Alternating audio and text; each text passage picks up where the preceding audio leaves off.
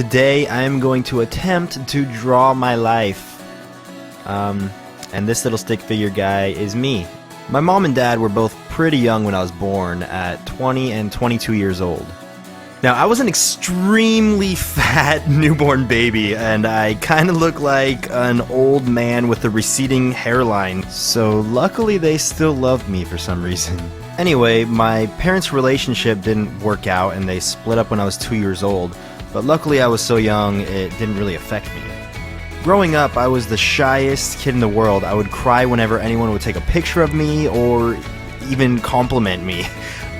And my mom would always tell me she thought I would grow up to be a model or an actor, and I never believed her because I thought I would never have the confidence to be able to be in front of people. I was a really nervous kid for some reason. I can't explain why, but sometimes I would sleepwalk and it was a really scary experience. So scary that I would be afraid of falling asleep sometimes. My worst experience was after trying to beat the final boss of Diddy Kong Racing for 3 straight hours before bed. I eventually beat him though, so screw you, WizPig! Die! Sorry, I have a lot of pent-up rage against WizPig. Despite the nightmarish experiences I had with WizPig, I always dreamed that one day I would grow up and make my own video games. In 6th grade, a new kid got transferred to my school, and I was forced to work with him on a biology project about landfills. We drew gas masks, poop, and flies all over the place, and we thought it was the funniest thing in the world.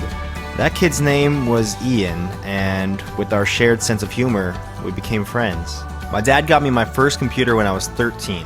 My mom didn't want me to have it because she thought I would look at porn, but my dad luckily convinced her otherwise.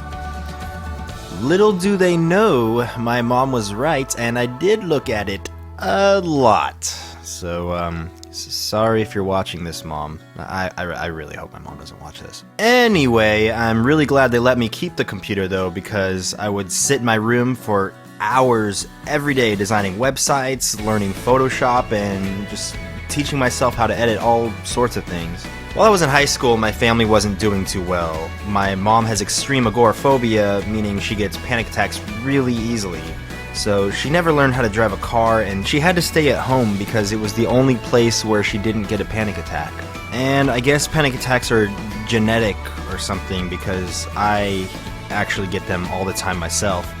It's really the scariest feeling in the world, but I just try to ignore it, and I don't tell anyone when I'm having one. So, you know, if you see me somewhere and I'm acting really weird or quiet or something, I might be having one, but you will never know. That was the worst evil laugh in the world. Anyway, why I'm trying to draw a car right here. Why am I having such a hard time drawing a car? Let me try this again.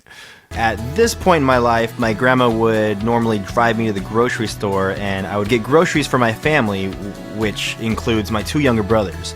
My grandma died when I was 14, though, so I had to find a way to get groceries for my family and help take my brothers to the hospital if they ever got sick. This all got much better, though, when I turned 16 and I was finally able to afford a car.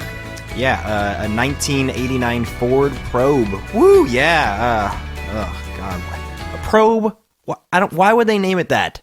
Luckily for me, I was able to afford the car with the small amount of money I made from designing websites for people online, and I had created a site called Smosh.com a few years earlier, and I was making like $10 a month. I don't know, it was enough though, I guess.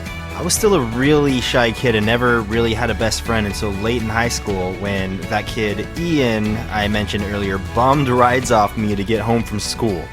We'd get pizza and play video games at his house almost every day, which for some reason are some of my fondest memories. I'm glad I was the only one around to give him a ride home, or we may have never became best friends. By the time I graduated high school, my grades weren't doing too well. I'm a really hard worker and a perfectionist with things that I'm interested in, but I know everyone says this, but I felt like nothing I was being taught in school had any relevance to my interests. Luckily, I learned exactly what I wanted to do with my life when Ian and I started making stupid lip sync videos out of boredom in my bedroom on a webcam I borrowed from my dad. I learned that I really liked making people laugh, which is, it's weird because I've never considered myself a funny person at all. A few months after we started making videos, we found out about a site called YouTube, and our lives changed forever. Somehow one of our videos got to the front page of the site, and we never looked back. I'm still surprised I was able to put myself out there like that, considering how shy I am and how mean some of the comments were. These past 7.5 years of my life have been a blur, but they've been the best years of my life.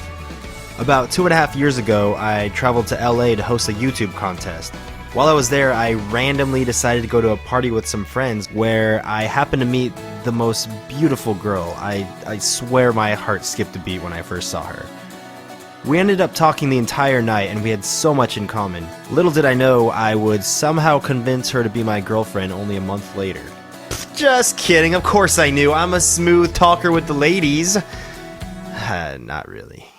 Anyway, if it weren't for YouTube and, more importantly, you guys watching my videos, my life would be nothing like it is now. I would have never found my passion, or the girl of my dreams, or found a way to break out of my bubble and stop being so shy. I'm excited to see what else the future holds for me, and I hope you guys are too, because I'm forcing you all to come with me to the future. Yeah, let's go! Alright, well, thank you for watching. I love you guys. And until next time, the end.